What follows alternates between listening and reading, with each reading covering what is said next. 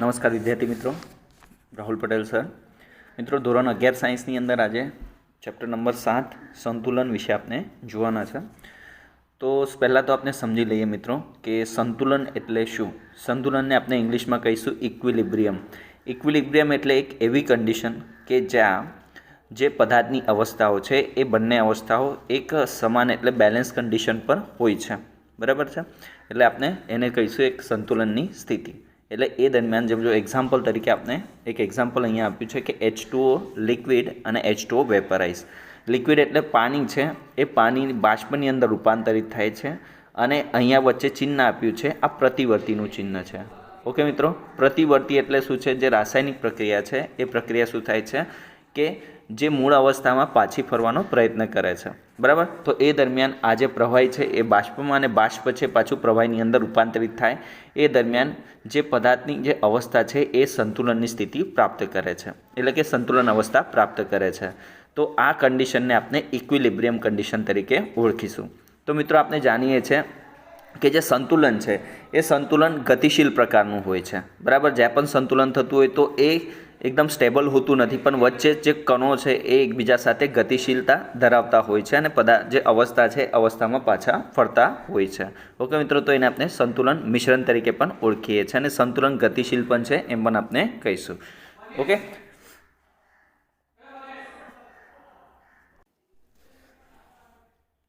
Okay મિત્રો, તો આ દરમિયાન શું થાય છે કે જે પ્રક્રિયા છે એ એક દિશામાંથી બીજી દિશામાં એટલે કે પુરોગામી દિશામાંથી જે પ્રતિગામી દિશામાં જાય છે અને પ્રતિગામીમાંથી પુરોગામી દિશામાં પાછી ફરે છે.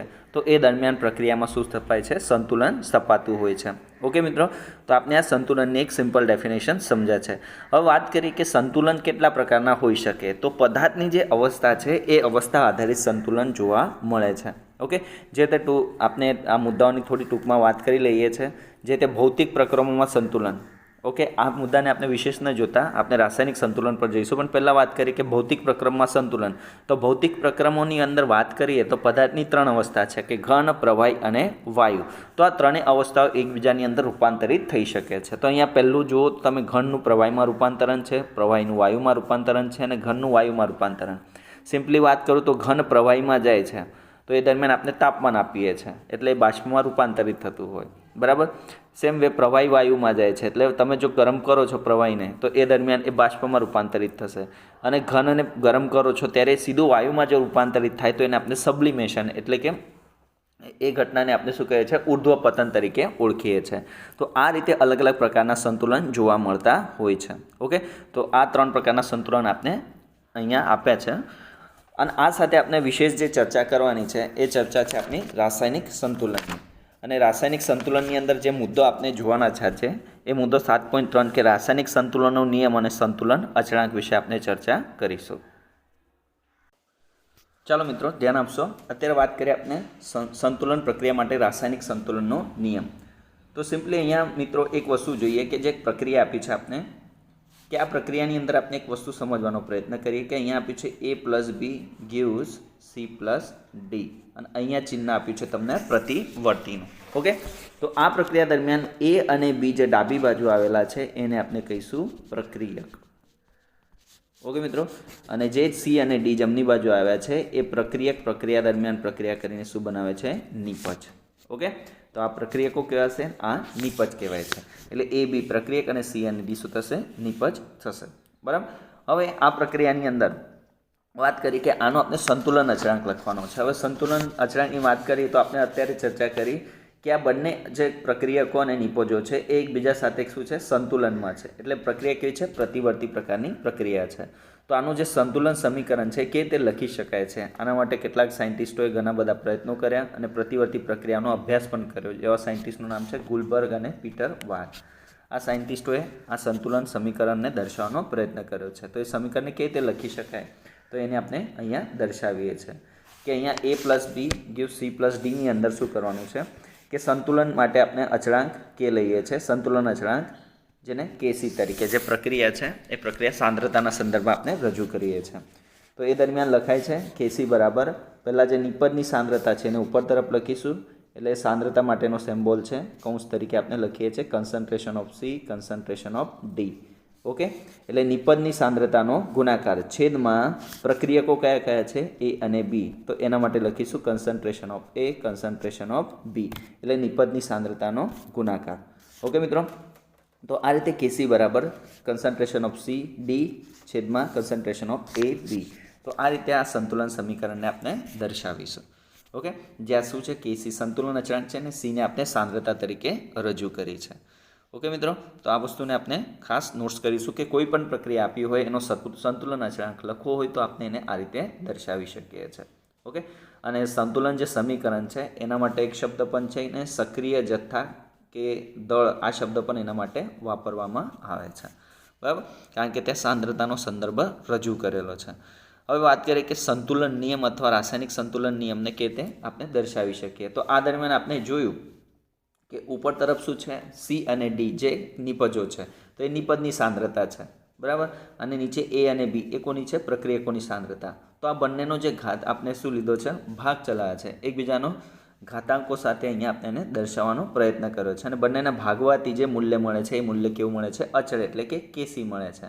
આપણે અત્યારે લખ્યું એ જ વસ્તુ અહીંયા દર્શાવીશું કે નિપજ અને પ્રક્રિયકો છે એ બંનેનો ભાગ, જે સાંદ્રતાને આપણે ભાગ તત્વયોગમિતીય ગુણાંકનો જે ભાગ ચલાવ્યો છે એનું મૂલ્ય કેટલું આવે છે, અચળ આવે છે. એના સંદર્ભમાં નિયમ લખવામાં આવે છે કે જે કોઈ તાપમાન આપ્યું હોય એ તાપમાને નિપજોની સાંદ્રતા સંતુલિત સમીકરણમાં તત્વયોગમિતીય ઘાતાંક, એટલે આપણે આજે કૌંસના સંદર્ભમાં અહીંયા રજૂ કર્યા છે. અત્યારે ઘાતાંક આનો કેટલો છે, 1 તરીકે આપણે લીધો છે.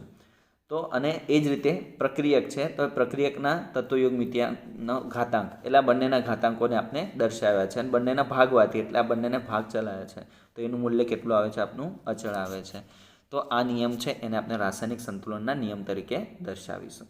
ઓકે, હવે થોડું આ સમીકરણને આપણે અલગ રીતે દર્શાવવાનો પ્રયત્ન કરીએ. તો એના આપણે મોલ પહેલાં લખીએ છીએ. તો મોલ માટેનું સમીકરણ અહીંયા આપેલું છે આપણે કે એ સ્મોલ એ, બી સ્મોલ બી પ્રક્રિયા માટે, સ્મોલ સી સી અને ડી સ્મોલ, આપણે આ રીતે પ્રક્રિયાને લખીએ છીએ. તો આ દરમિયાન એ બી સી અને ડી જે આપેલા છે આગળના, એ શું છે, પ્રક્રિયાના મોલ છે. આપણે એને અહીંયા લખ્યા છે.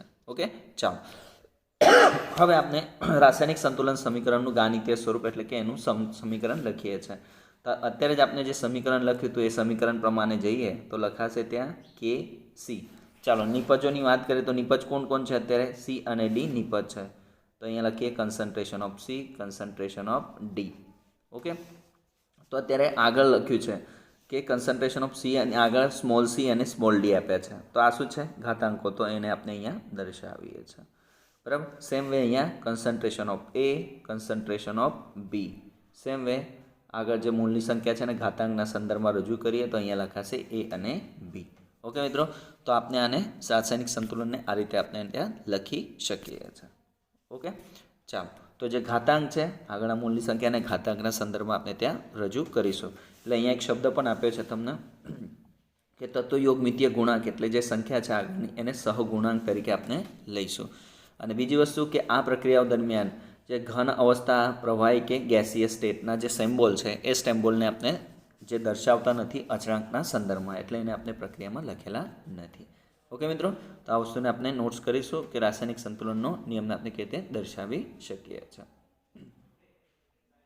ચાલો મિત્રો, આના માટે એક બીજું એક્ઝામ્પલ આપ્યું છે. આપણે એક્ઝામ્પલને દર્શાવીએ કે એક પ્રક્રિયા આપી છે. આ પ્રક્રિયાને આપણે આ જ સંદર્ભમાં સંતુલન સમીકરણના સંદર્ભમાં કેવી રીતે લખી શકીએ છીએ. તો લખવા માટે આપણે શું લખીશું, અચળાંક કે સી. ચાલો, આમાં પ્રક્રિયકો કોણ છે, આ પ્રક્રિયક છે અને આ શું છે, નિપજ. બરાબર, પ્રક્રિયકને ઇંગ્લિશમાં આપણે રિએક્ટન્ટ અને આને પ્રોડક્ટ તરીકે ઓળખીએ છીએ, નિપજને યાદ રાખજો.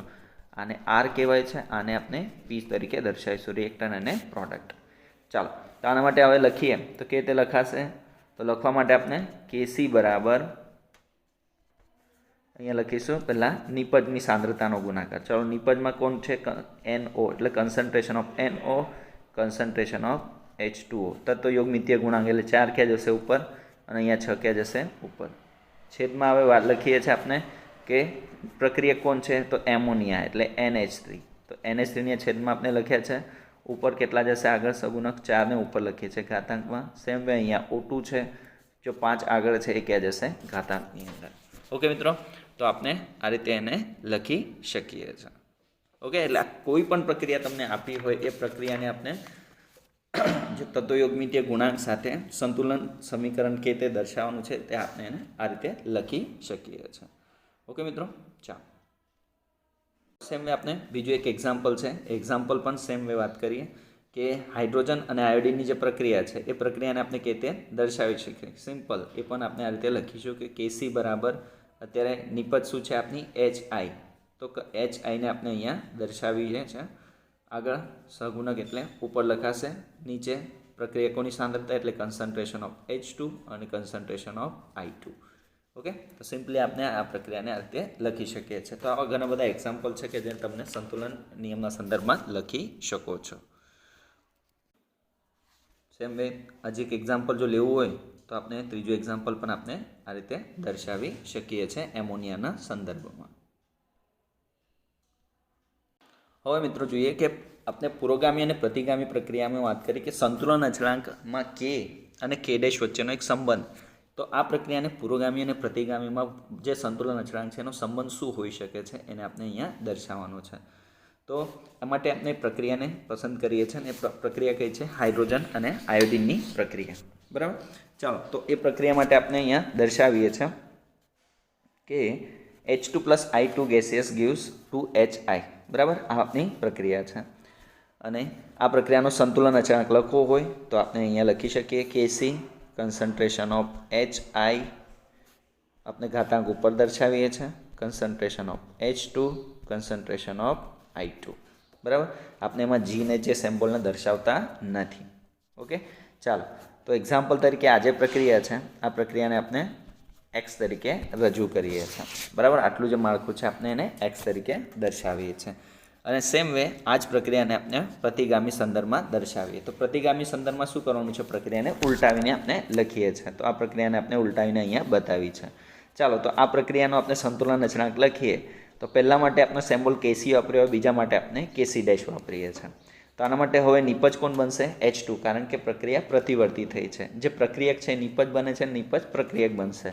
તો આ દરમિયાન આપણે અહીંયા લખીશું concentration of H2 concentration of I2, કારણ કે આ નિપજ છે તો નિપજની સાંદ્રતાનો ગુણાકાર છેદમાં કોની પ્રક્રિયકની સાંદ્રતાનો ગુણાકાર. તો છેદમાં લખાશે HI અને ઉપર શું લખાશે ઘાતાંક. બરાબર, ચાલો હવે આપણે શરૂઆતની પ્રક્રિયામાં આ પદ ઉલટાયેલું હતું અને તે આપણે એને x તરીકે સ્વીકારેલું હતું. તો અત્યારે x તરીકે જો સ્વીકારીએ તો આ x કેવી રીતે લખાશે, તો 1/x તરીકે લખાશે. ઓકે મિત્રો, કારણ કે આપણે એને x લખ્યો તો અત્યારે પદ ઉલટાયું છે તો 1/x. તો આ બંનેના જે સંતુલન અચળાંક છે એનો આપણે સંબંધ મેળવીએ. તો એ બંનેનો સંબંધ મેળવવો હોય તો એને આપણે અહીંયા લખીએ છીએ કે બંનેના સૂત્રો કે કેસી ઇન્ટુ કેસી ડેશ. ઓકે, તો બંનેના જે સમીકરણો આપણે મેળવ્યા છે એ સમીકરણનો સંદર્ભ બતાવીએ અહીંયા. તો એ સમીકરણને આપણે અહીંયા જોઈ શકીએ છીએ કે અહીંયા શું થશે, આ બધું લોપ થશે. બરાબર, જો લોપ થાય તો આન્સર શું આવશે આપનો =1. બરાબર, કે કેસી ઇન્ટુ કેસી ડેશ બરાબર 1. જો આપણે કેસી બરાબર લખીએ તો કેસી ડેશ આ બાજુ આવશે તો ક્યાં જશે, છેદમાં જશે. ઓકે મિત્રો, તો આ બંને સંતુલન અચળાંકો જે આપ્યા છે પુરોગામી અને પ્રતિગામી પ્રક્રિયા માટે એ એકબીજાના શું છે અહીંયા વ્યસ્ત દેખાય છે. બરાબર, જો વ્યસ્ત દેખાય તો એના આધારે તમે જે સ્ટેટમેન્ટ છે આપણે આપી શકીએ કે પુરોગામી પ્રક્રિયા અને પ્રતિગામી પ્રક્રિયા જે તાપમાને થતી હોય દરમિયાન સંતુલન અચળાંક એના જે મૂલ્યો છે એ એકબીજાના કેવા છે, વ્યસ્ત પ્રમાણમાં છે. બરાબર, એટલે અને સિમ્પલી બીજું સ્ટેટમેન્ટ આપવું હોય કે પ્રતિગામી પ્રક્રિયાનો સંતુલન અચળાંક પુરોગામી પ્રક્રિયાના સંતુલન અચળાંકનું શું છે, વ્યસ્ત છે, એમ આપણે કહીશું. ઓકે મિત્રો, તો આ એક સંબંધ આપણે મેળવ્યો છે. હવે મિત્રો બીજો જે સંબંધ છે કે જે સંતુલિત પ્રક્રિયા છે એને n વડે ગુણવામાં આવે ત્યારે સંતુલન અચળાંકમાં થતો જે ફેરફાર છે એને આપણે અહીંયા રજૂ કરીએ છીએ. તો એના માટેની પણ પ્રક્રિયા છે, એ પ્રક્રિયાને આપણે H2 પ્લસ I2 ને આપણે અહીંયા દર્શાવીએ છીએ. સેમ જે પહેલું સ્વરૂપ હતું એ જ સ્વરૂપને અહીંયા આપણે લખેલું છે કે કેસી બરાબર જે સંતુલન અચળાંક x તરીકે અહીંયા દર્શાવે છે. હવે આ જે પ્રક્રિયા છે, હવે આ પ્રક્રિયાને આપણે n ગુણાંક વડે શું કરીએ છીએ, ગુણીએ છીએ. જો n ગુણાંક વડે ગુણીએ તો આગળ શું થશે, અહીંયા n શબ્દ જોડાશે. એટલે જે સમીકરણ છે એ સમીકરણ આપણે આ પ્રકારનું મળશે. હવે આનો જો સંતુલન અચળાંક આપણે લખવો છે તો એ સંતુલન અચળાંક લખવા માટે આપણે શું કરીએ છીએ કે આગળના સંતુલન અચળાંક માટે કેસી લીધો તો બીજા માટે કેસી, હવે કેસી આપણે ડબલ ડેશ તરીકે દર્શાવીએ છીએ. જો કેસી ડબલ ડેશ માટે લખીએ તો ડબલ ડેશ ફોર્મ સાથે લખીએ તો પ્રક્રિયામાં શું લખાશે અત્યારે જે એચઆઈ છે એ એચઆઈને આપણે નિપજની સાંદ્રતાનો ગુણાકાર છેદમાં હવે ઉપર શું લખાશે 2n જે સહગુણક છે એને ઘાતાંકના સંદર્ભમાં લખીશું. સેમ અહીંયા H2 છે H2 માટે n લખાશે, I2 છે I2 માટે પણ શું લખાશે n લખાશે. ઓકે મિત્રો, ચાલો હવે અહીંયા જોઈએ તો n દરેકમાં કોમન છે તો nને આપણે હોલ આખાનો આપણે કોમન ઘાતાંક કાઢી ગયા છે. તો એ દરમિયાન જે લખાશે પ્રક્રિયા કે HI નો સ્ક્વેર છેદમાં લખાશે concentration of H2 concentration of I2 આખાનો કૌંસ આપીને આપણે શું કાઢ્યો છે એનને આપણે ઘાતાંક તરીકે લીધો છે. તો શું થશે આખો પદને આપણે x તરીકે સ્વીકાર્યું હતું. જો x તરીકે સ્વીકાર્યું હોય તો શું લખાશે x અને ઉપર ઘાતાંક શું થશે n. ઓકે મિત્રો, તો x⁻n તરીકે આપણે એને દર્શાવીશું. કોના માટે કે કેસી ડબલ ડેશ માટે.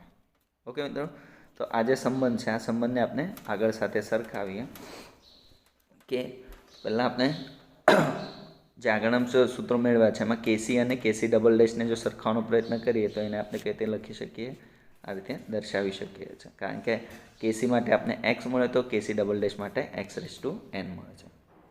ઓકે મિત્રો, તો અહીંયા પણ આપણે આ વસ્તુને લખી શકીએ છીએ કે જે n ઘાતાંક સાથે જો આપણે સરખાવવાનો પ્રયત્ન કરીએ તો આ બંને પદ પણ કેવા આવશે આપણા સરખા આવે છે. ઓકે, એટલે બંનેના વચ્ચે સરખો સંબંધ આપણે જોવા મળે છે. તો આ એક વસ્તુ પણ આપણે આ ઉદાહરણ દ્વારા સમજી શકીએ છીએ. ઓકે વિદ્યાર્થી મિત્રો, તો આપણે જે આજે વાત કરી છે કે રાસાયણિક સંતુલનનો નિયમ અને સંતુલન અચળાંકની અંદર એક વસ્તુ શીખ્યા આપણે કે રાસાયણિક જે પ્રક્રિયા આપી છે એને સંતુલનના સંદર્ભમાં આપણે કેવી રીતે લખી શકીએ છીએ અને સંતુલન સાથે સાથે કે એમની વચ્ચેના જે સંતુલન અચળાંકો વચ્ચેનો સંબંધ છે કે પ્રક્રિયા પુરોગામી હોય કે પ્રતિગામી હોય કે અને એમની વચ્ચેનો જે સંબંધ છે વ્યસ્ત કેવી રીતે મળે છે એની પણ આજે આપણે ચર્ચા કરી છે. ઓકે મિત્રો, તો આ વસ્તુ તમે વ્યવસ્થિત જોઈને સમજશો. ધન્યવાદ.